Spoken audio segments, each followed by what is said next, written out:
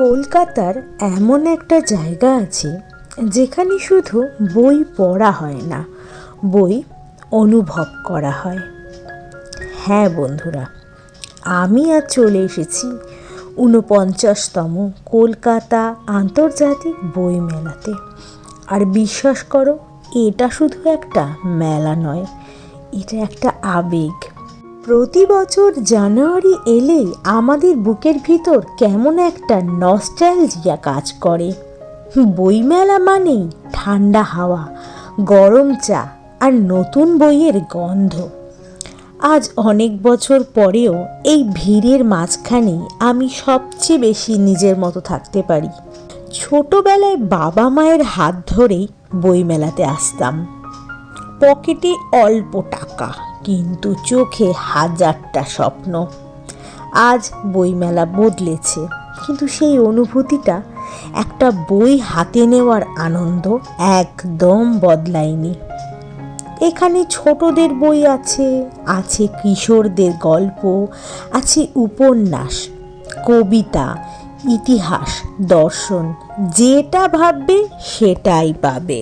Bangla, English, Hindi এবং আরও অনেক ভাষার বই আছে। এই বৈচিত্র্যই কলকাতা মেলাকে আন্তর্জাতিক করে তোলে। আর এবছর বইমেলার সবচেয়ে বড় আকর্ষণ থিম কান্ট্রি আর্জেন্টিনা। আমরা বাঙালিরা আর্জেন্টিনাকে ভালোবাসি, শুধু ফুটবলের জন্য নয়, ওদের সংস্কৃতি, সাহিত্য, চিন্তাভাবনার জন্যও। মারাদোনা, মেসি, এই নামগুলো আমাদের আবেগ। কিন্তু জানো কি, আর্জেন্টিনার সাহিত্য ততটাই গভীর। বইমেলা মানে শুধু বই কেনা নয়, এখানে চলছে সাহিত্য আলোচনা, কবিতা পাঠ, বই প্রকাশ আর সাংস্কৃতিক অনুষ্ঠান। লেখক আর পাঠকের সরাসরি সংযোগ, এটাই বইমেলার সবচেয়ে বড় শক্তি। আর হ্যাঁ, বইমেলা মানে খাবার। এক হাতে বই আর এক হাতে চপ বা কফি, এর চেয়ে পারফেক্ট কম্বো আর কি হতে পারে। কিন্তু আমি এখানে নিয়েছিলাম চাউমিন আর চিকেন, তো এটাও কিছু খারাপ লাগেনি আমার, ভালোই লেগেছে।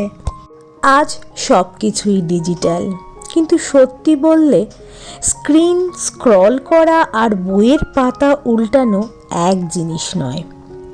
বই আমাদের থামতে শেখায়, ভাবতে শেখায়, নিজের সঙ্গে সময় কাটাতে শেখায়।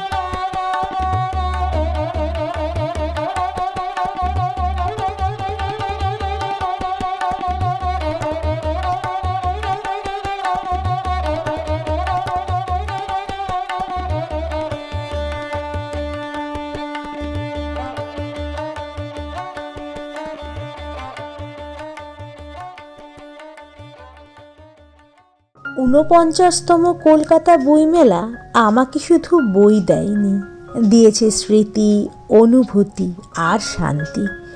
এই মেলার ভিড়ের মধ্যেই আমি নিজেকে খুঁজে পাই।